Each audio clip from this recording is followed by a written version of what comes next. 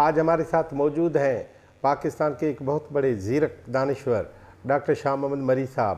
ہم نے گزشتہ سوال میں ان سے یہ پوچھا تھا کہ آبا و اجداد اور سارے جو آثار قدیمہ کے ماہرین اور سائنس کے حوالوں سے یہ جو انسانی ارتقاء ہوئی ہے اور جس کی ابتدا بلوچستان سے ہوئی ہے، تو اس ارتقاء کا آپ کو آخر سماجی اور سیاسی طور پر فائدہ کیا ہوا؟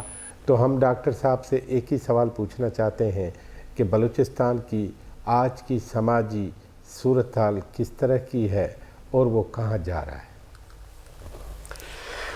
بلوچستان کا پرابلم یہ ہے کہ گزشتہ 70 سال سے جب سے ہم اس ملک کا حصہ بنا دیے گئے ہیں، اس میں ہم دو فریق تھے، ریاست تھا اور بلوچ تھا۔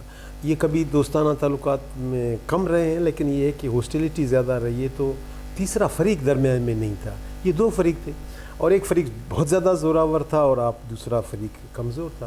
لہٰذا جو زوراور تھا اس کے پاس ماڈرن زور تھا۔ ماڈرن زور یہ نہیں ہے کہ آپ کے پاس کھلاڑیاں دو ہیں، میرے پاس ہے کہ نہیں، آپ کے پاس ریڈیو ہے، آپ کے پاس ٹی وی ہے، آپ کے پاس انفارمیشن کا سارا، پروپیگنڈا کا سارا، آپ کے پاس آرمامنٹ، آپ کے پاس فزیکل، آپ کے پاس اکنامک، اتنا بڑی طاقت۔ دوسرے کے پاس کچھ بھی نہیں ہے، کیو سوسائٹی میں رہنے والا آدمی ہے۔ اب اس جھگڑے میں صرف فریق دو تھے، اور یہ پرابلم تھا کہ جب تک یہ دو فریق ہیں تو 2-3 اس کے نتیجے نکلیں گے، اور وہ دونوں فریق اگر آپس میں متحارب ہیں، آپس میں اگر جھگڑا کر رہے ہیں تو ایک نتیجہ تو یہ نکلے گا کہ ایک جیتے گا، دوسرا ہار جائے گا۔ ایک نتیجہ یہ، دوسرا نتیجہ یہ کہ نہیں، وہ دوسرا جیت جائے گا اور یہ ہار جائے گا۔ تیسرا نتیجہ یہ نکلے گا کہ دونوں تباہ و برباد ہو جائیں گے، نہ وہ جیتے گا نہ وہ جیتے گا۔ اب اس سارے معاملے کا کوئی اینڈ نہیں تھا۔ ہمارا پرابلم یہ رہا ہے کہ ہمارے پاس اقتدار میں، حاکمیت میں ایسے لوگ آئے جو عقل سے، جو بصیرت سے، جو بصارت سے بہت دور تھے۔ وہ ایک پرابلم رہا۔ مثلاً آپ دیکھ لیجئے کہ ایک اسٹیٹ آپ کے پاس آ گیا، 1947 میں آپ آزاد ہو گئے ہیں۔ اب کیا کرو گے آپ نے اسٹیٹ کو کیا کرنا ہے؟ وہ ابھی تک بیچارہ حیران ہے کہ میں نے اسٹیٹ کو کیا کرنا ہے۔ پشتون بیچارہ افغانستان میں وہ ابھی تک حیران ہے کہ اپنی داڑھی کے ساتھ کیا کرے۔ وہ بادشاہ کے زمانے میں داڑھی کو صاف کرتا تھا اور مونچھوں کو بھی صاف کرتا تھا، اس کو الاؤنس ملتا تھا کہ تم اگر سپاہی ہو اور تمہاری داڑھی نہیں ہو تم کو الاؤنس ملتا۔ طالبان کا زمانہ آیا، انہوں نے کہا داڑھی تو ہم ناپیں گے کہ داڑھی کتنا ہوگا، لالٹین کا شیشے سے باہر نکلے گا تو آپ، اس کا مطلب ہے کہ آپ سچ بول رہے ہیں کہ آپ کی واقعی داڑھی ہے۔ اگر اس سے چھوٹی نکلی تو اس کا مطلب ہے آپ نے ابھی داڑھی چھوڑی ہے۔ تو یہ بیچارے اپنی داڑھی پر وہ ابھی تک لڑ رہے ہیں کہ داڑھی کے ساتھ کیا کیا جائے۔ ہم اپنے اسٹیٹ کے ساتھ پرابلم میں تھے کہ اس کے ساتھ کیا کیا جائے۔ جو حکمران تھے، عوام تو چھوڑ دیجیے، کبھی مارشل لا لگاتے تھے، کبھی اسلامی نظام لاتے تھے، کبھی اسلامی سوشلزم لاتے تھے، کبھی حضرت عمر کا دور لا رہے تھے، کبھی مدینہ کی ریاست لا رہے۔ حیران پریشان ہے کہ اس ریاست کے ساتھ کیا کریں۔ ایک کیا کہتے ہیں، بندر کو کیا چیز ملا کر اس کے ہم حیران، ہمارا حکمران حیران ہے کہ اس ریاست کے ساتھ کیا کیا جائے۔ یعنی اس کے آدھے سے زیادہ عرصہ تو آپ نے ماشاء اللہ ڈنڈا سیدھا لگا کر کے آپ نے چلایا۔ اس کمرے میں بیٹھنے کے بھی کوئی رسم ہوتے ہیں نا، کوئی اصول ہوتا ہے، کوئی قوانین ہوتے ہیں۔ صوفہ سیٹ کس لیے بنا ہوتا ہے، میز کس لیے بنا ہوتا ہے، فرش کس لیے بنا، آپ چیزوں کو ڈٹرمن کرتے ہیں۔ ریاست تو انتہائی سوفسٹیکیٹڈ مشینری ہے، سوفسٹیکیٹڈ چیز ہے۔ آپ اس کے بارے میں الف سے لے کر کے یہ تک آپ کو بتانا پڑے گا۔ سٹیزن کے حقوق کیا ہیں، سٹیزن کے فرائض کیا ہیں، اسٹیٹ کیا کرے گا، اسٹیٹ کے فرائض کیا ہیں، حقوق کیا ہیں۔ 9 سال تو آپ جب بادشاہ بنے تھے آپ کا آئین ہی نہیں تھا، آپ بارو کر رہے تھے، کچھ انڈیا سے لیا، کچھ برطانیہ سے لیا، انہیں کو آپ چلاتے ہیں۔ اس کے بعد آپ نے جب دیکھا کہ ارے یہ تو الیکشن ہوں گے اور فلانے لوگ جیت جائیں گے، لہٰذا آپ نے الیکشن کو بھی قلعدم کر لیا اور اپنا ایک آئین دے دیا۔ اس آئین میں آپ نے کیا کیا تماشے کیے، اور اس آئین کا کرکس یہ تھا کہ یہ جو مخلوق یہاں رہتا ہے پاکستان میں، یہ سب ہیومنز ہیں، یہ انسان نہیں ہے، یہ انسان کے نیچے کے درجے کے ہیں، لہٰذا ان کو جمہوریت راس ہی نہیں آتی، لہٰذا وہ جمہوریت کے قابل ہی نہیں ہے، اہل ہی نہیں ہے، لہٰذا یہاں پر جمہوریت نہیں ہے۔ کا مطلب کیا؟ کا مطلب یہ ہے کہ آپ اپنے بشمول ہم سب کو، اپنے والد کے بشمول ہم سب کے والدین کو آپ انسان کے درجے سے باہر نکال رہے ہیں۔ لہٰذا اسٹیٹ بیچارہ کنفیوز، آج تک کنفیوز۔ اس آج تک کنفیوژن میں یہ ہے کہ پھر ایک آپ نے آئین بنا دیا مر کر کے لٹ کر کے، یعنی 1 سے آپ تباہ برباد ہو کر کے ایک صوبہ نہیں چاروں کے چاروں صوبوں 1 یونٹس میں مر کھپ کر کے پسینہ پسینہ ہو کر کے خون خون ہو کر کے عقوبت گاہیں بھر بھر کے بالآخر آپ نے کہا اچھا 1 یونٹ توڑ دیتے ہیں اور ہم اب صوبے الگ کرتے ہیں. شرط بنی کیا آپ نے پے کیا کیا؟ آپ نے ہزاروں انسانوں کو قتل کرنے کا قیمت دے دی. آپ نے پورا مشرقی پاکستان گنوا کر کے آپ کو عقل آگے کہہ رہی ہے تو اب چلتا ہی نہیں ہے، لہٰذا جو باقی بچے ہوئے ہیں ان کے ساتھ یہ سلوک کیا جائے کہ ان کو 73 کا آئین دیا. آپ نے 73 کا آئین دیا، وہ 73 کا آئین ابھی سوکھا ہی نہیں، نہ دیکھا آؤ نہ دیکھا تاؤ، وہ کیا ہو گیا اس کو، وہ حکومت توڑ دیا، وہ حکومت توڑ دیا، آئین کے ساتھ تماشے کر دیے، یہ امینڈمنٹ آ گئی، یہ امینڈمنٹ آ گئی. آپ بالکل اس سارے معاملے سے پھر پیچھے ہٹ گئے اور اب آپ نے ایک اضافی حرکت یہ کی کہ اب آپ نے فوجی کارروائی کچھ صوبوں میں یا ایک صوبے میں آپ نے کر اس کی حکومت کو اڑا دیا. اس کے بعد فوجی لائے، آپریشن ہوا، لہٰذا اسٹیٹ تمہارے لیے ایک مصیبت بن گیا. سنبھالا نہیں جاتا ہے کہ اس کے ساتھ کیا کیا جائے. یہ لوری سناتے ہو، دیکھتے ہو کہ نہیں نہیں یہ تو پھر آپ کو اچھا نہیں لگتا ہے، پھر دوسرا لوری سناتے ہو، پھر تیسرا مکہ مارتے ہو، پھر لات مارتے ہو، اور پھر اس کے بعد آیتیں پڑھتے ہو، پھر ضیاء الحق کو لاتے ہو. پھر میرا مطلب ہے کیا کیا منافقتیں آپ نے نہیں کی اس ضیاء الحق کے دور میں. یہ پیک تھا میرا خیال ہے منافقتوں کا، یہ پیک تھا بد عہدیوں کا، بد قسمتیوں کا. میرا مطلب ہے یہ جو اس سے پہلے ایوب خان نے جو کیا تھا، وہ جو بلوچوں کو قرآن درمیان میں رکھ کر کے کہ ہم آپ کو کچھ نہیں کہیں گے، آؤ معاہدہ کرتے ہیں، پہاڑوں سے نیچے اترے. وہ بلوچ نیچے اترے، سب کو جا کر سکھر جیل میں پھانسی پر چڑھا دیا، قرآن توڑ دیا. تو یار ظالم، میں قرآن پر بھی بھروسہ نہ کروں تو کس چیز پر بھروسہ کیا جائے؟ دیکھیے کوئی بیٹے سامنے باپ بٹھا کے بیٹوں کو، تو آپ نے اس بوڑھے آدمی کے سامنے لوگوں کو مارا، لیکن یہ کہ وہ خود جس کو مار رہے ہو اس کا ریئیکشن آپ کو اندازہ ہے کہ کیا ہوگا، وہ نفسیاتی زخم جو پڑے گا وہ آپ کو پتہ ہے کہ کس کو.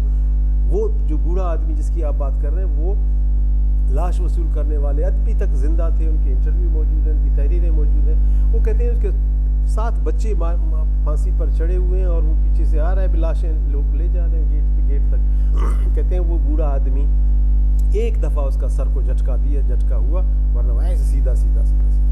اور آخری بات جو لاش کو حوالہ کر رہا تھا، اس نے کہا کہ میرے بچوں کے لاشوں پر روئے گا کوئی نہیں، ان کا برام ہے، برام بلوچی براوی میں کہتے ہیں شادی کو، ان کی شادی ہے، ان کو اس طرح. تو آپ اندازہ کرو کہ وہ شہداء جو اس طرح کے حرکتیں ہوئی، ان کا اثر نہیں پڑے گا، ان کے زخم، ان کے کیا، وہ نفسیاتی طور پر نسلوں تک کیا نہیں چلیں گے؟ وہ نسلوں تک چلے.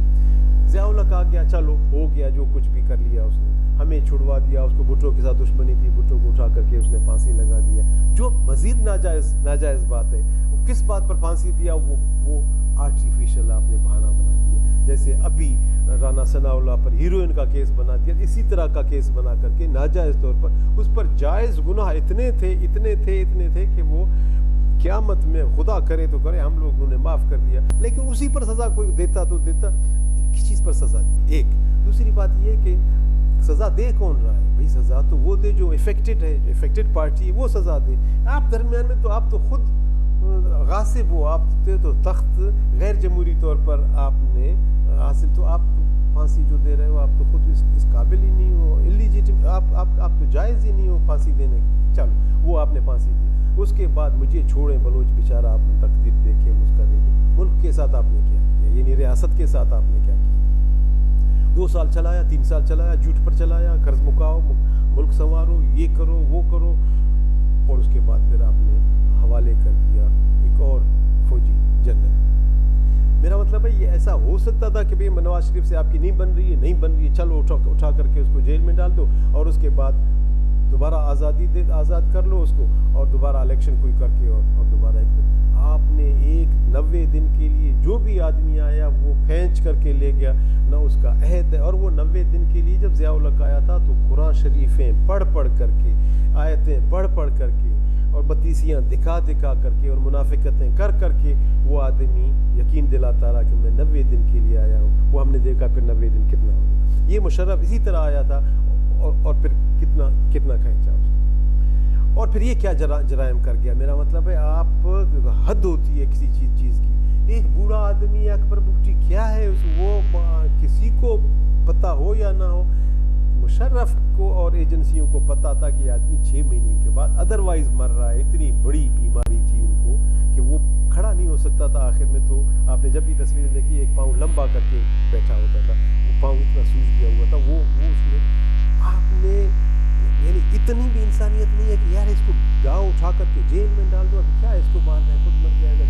تو آپ نے اس کے ساتھ کیا کیا فرونیت نہیں کی. چلو وہ آدمی جتنا بھی قصوروار تھا، فیوڈل سوچ تھی، انا پرست تھا، جو بھی آپ بولو وہ بولو، لیکن اس قابل تو نہیں ہے. 2 لاکھ انسان اس پر قسم اگر کھاتے ہیں تو ہم اور آپ کس چیز کی قسمیں کھاتے ہیں؟ یعنی خدا کی قسم کھاتے ہیں، ہم مسجد کی قسم کھاتے ہیں، ہم قرآن کی قسم کھاتے ہیں. بلوچ تیسرا چوتھا قسم اپنے بھیڑوں کا ایک قسم کھاتا ہے.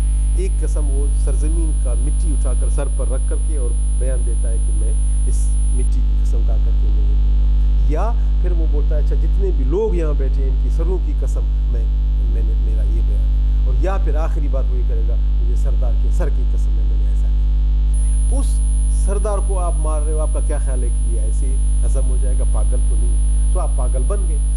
تو پاگل 1 دن ہوتا ہے، 2 دن ہوتا ہے، 1 فرد ہوتا ہے، 2 فرد ہوتا ہے. ایسا تو نہیں ہے کہ ایک پورے کا پورا حکمرانوں کا جو کلک ہے، جو گروہ ہے، عدالت ساتھ ہے، میڈیا ساتھ ہے، پیر ساتھ ہے، مولوی ساتھ ہے، جاگیردار ساتھ ہے، میرا اپنا سردار ساتھ ہے. یہ ساتھ مل کر کے سب پاگل ہو گئے اور آپ اس طرح کر کے آپ نے یہ حرکت. اور وہ جو موومنٹ چل رہی ہے بلوچ کی، اس موومنٹ میں ہم نام ایسے لے رہے ہیں کہ بلوچ موومنٹ ہے. وہ کیا موومنٹ ہے؟ کیا اس کو ذرا اندر سے کنگال کر کے تو دیکھو. کیا وہ موومنٹ چاہتی ہے کہ دوبارہ ریاست کلات بحال کرے؟ نہیں. وہ کیا چاہتی ہے کہ خانیٹ دوبارہ بحال کرے، ایک خان اعظم. اور وہ مسکین تو چاہتا ہے کہ بھائی میں الیکشن کروں گا، میں جمہوریت لاؤں گا، اصلی آئین وغیرہ. وہ تو جمہوری طرز پہ اس کے اندر جتنا بھی یعنی نااہلی ہو ہم بات نہیں کر سکتے ہیں، اپنی بات آگے نہیں پہنچا سکتے وہ اپنی جگہ پہ. لیکن کانٹینٹ میں تو وہ ایک جمہوری چیز مانگ رہے ہیں، بھائی 1 یونٹ توڑ دو.